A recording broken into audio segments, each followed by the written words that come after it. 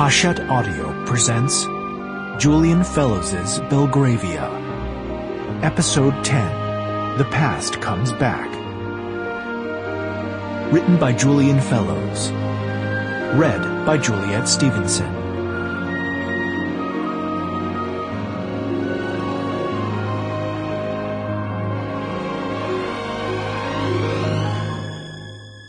John Bellis was sitting in the library of the Army and Navy Club in St. James's Square on a large leather armchair, drinking a cup of coffee and reading a copy of Punch, a new magazine he had heard of but never seen before. Dressed in a pair of fashionable pale yellow trousers, a blue Valencia waistcoat, a white shirt and a black frock coat, he had made something of an effort with his appearance. That afternoon he was waiting for a friend, Hugo Wentworth, to arrive, and he was very keen not to appear down on his luck.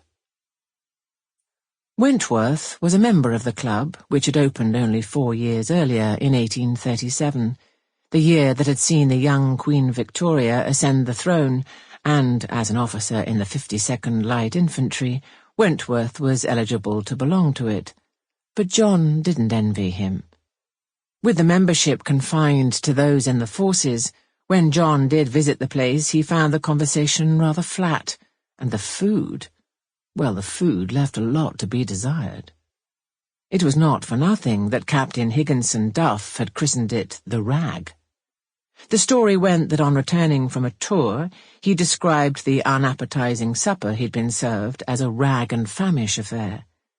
The Rag and Famish was a squalid gaming house, not unknown to John's own father, which was notorious for its filthy rooms and disgusting dinners, so the remark was clearly intended as an insult.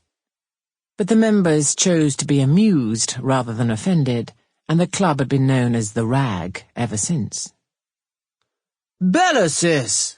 came the booming voice of Hugo Wentworth, who was standing in the doorway and pointing straight at John.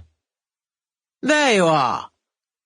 He strode across the room, resplendent in his uniform, the noise of his heavy boots thudding on the Turkish carpet. "You look very dashing," he said. "You certainly know how to show a man up." John shook his head. "Nonsense.